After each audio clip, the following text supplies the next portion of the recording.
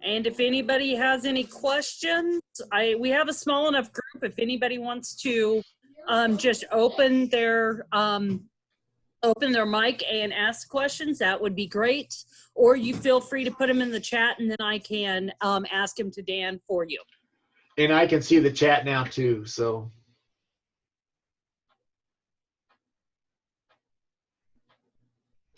Well, I'll try to anticipate one. So what do you do if you have corn and you have unsold corn? Well, I think what's a polite term? The headwinds have been against the corn market, particularly with the problems in ethanol. But when you look at the typical seasonal patterns that we've had the last several years, last 5 years in particular, we've gotten to February, March, and April, and we've gone sideways at best in the corn markets. Actually, we have in most of these markets. And then the strength we've had has come in May and June. And sometimes in early July, then if the crop gets in and when we're not worried about things, then historically that's kind of when we've fallen off. So if you've held corn this long, then you're still out there wondering about spring. And what could help corn? It's if people change their minds and don't plant 97 million acres. That would be positive corn and negative for soybeans probably. So that would be part of it. Any planting problems? I think we get out into May and start training, and we just remember what just happened. Production uncertainty could come in, and I think with saturated subsoils, you do read of the communities along the river system in the central eastern corn belt pretty worried about what could happen flooding wise this year if we get any surges of water coming down. So so what am I trying to, am I just telling stories to try to talk myself into believing something could go higher? Well, seasonally, we have had those times. And maybe with time, if the U.S. economy in some well-designed, reasonable manner opens up, and I think what we'll have a whole bunch of pent-up demand if we come up with a reasonable, well thought out way to get the economy moving again. I would think gasoline demand would, if we can get out traveling, that'll be a positive. So that would be my thoughts on corn.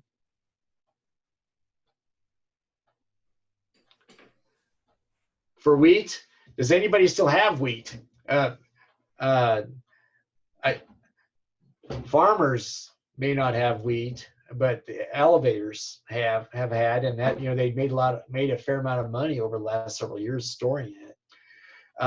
So really, question is now. So we're getting, July yesterday closed at $4.99, and the basis off of that is $4.50, or $4.50, $4.60, and now strong demand. Maybe it's better. So it's great for the opportunity, but do you take it?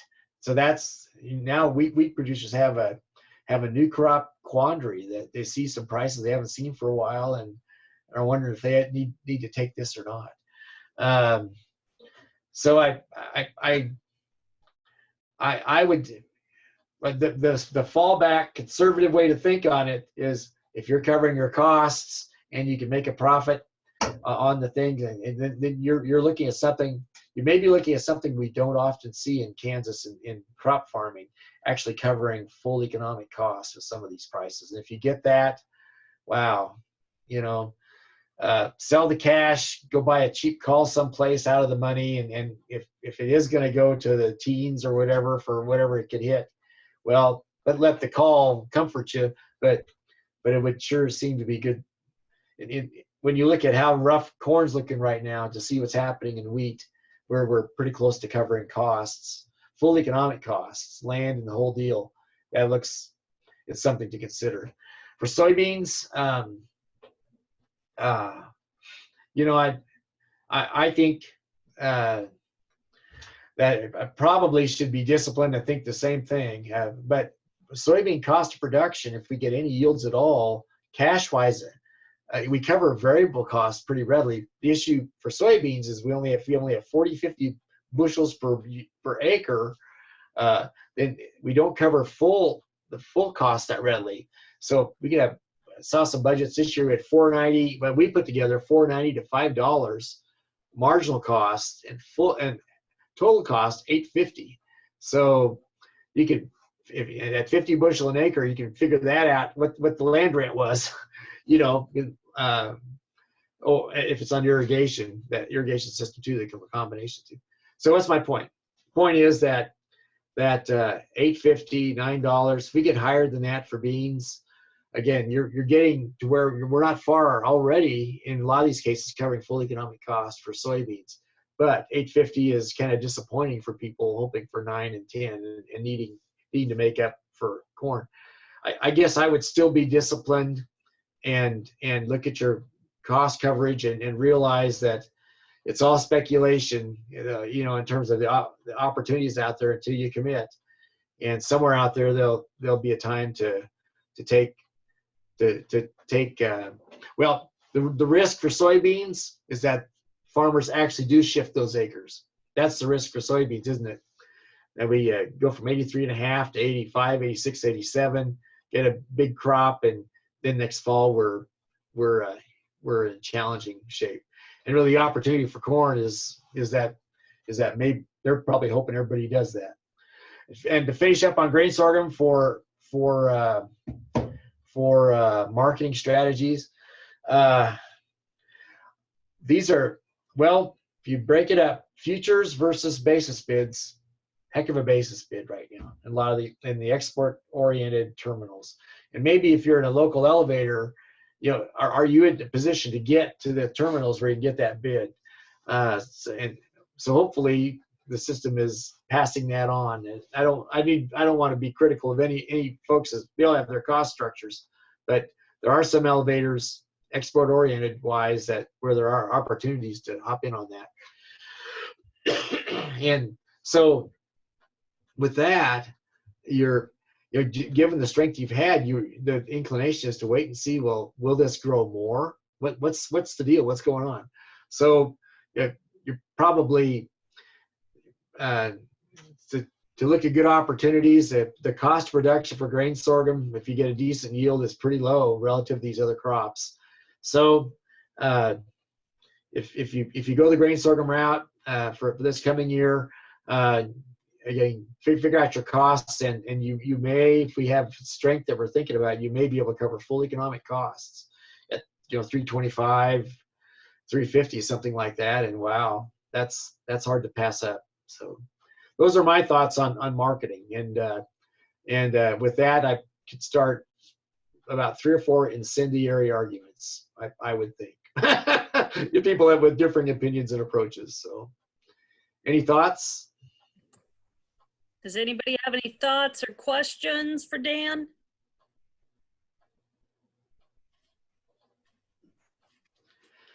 I would say one thing.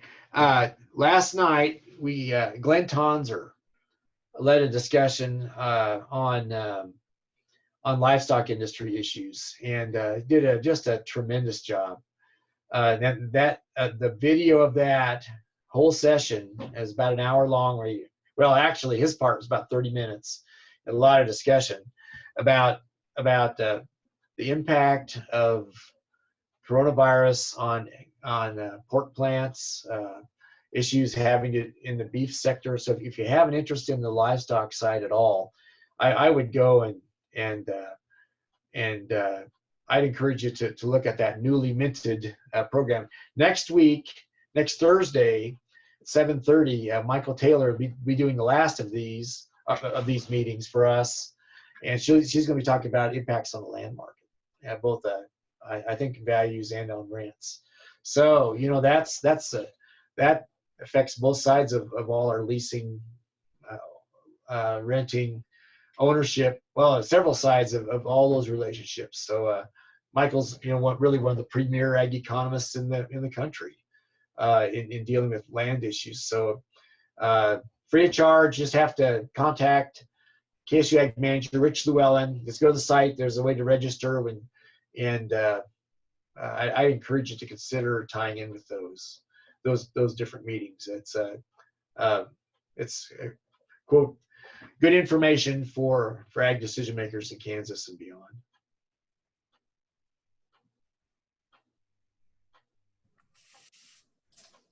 Okay.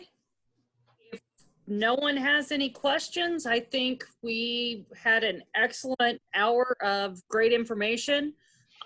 It will be uploaded. I'm going to hopefully get it uploaded to the agmanager.info in small bits so that if you have anybody who happened to miss this and wanted to see it, we could be able to do that. I might be able to actually get it on the Great Bend Farm Ranch and Hemp Expo to be able to, for people to view it there also, just depending on how quickly I will be able to get those uploaded on whether I can get it to that. I want to thank Dan O'Brien for being able to be here today and give us all the great information, and also thank Tana Dale and Darren Dale who put on the Great Bend Farm and Ranch Expo, as well as Brian Hale, who is the brains behind the virtual expo and how it was put on. So thank you for everybody who showed up. And once again, do want a copy of either his Dan's slides or the videos, you can email me at B as in boy, OOR @ksu.edu. I will put that also in the chat. If you guys need anything, that's where you would be able to get a hold of me. If no one has any questions, I think we have conducted the last of our programming for this year, and thank you guys for all attending. Thank you, Alicia. Appreciate it. Thanks, everybody.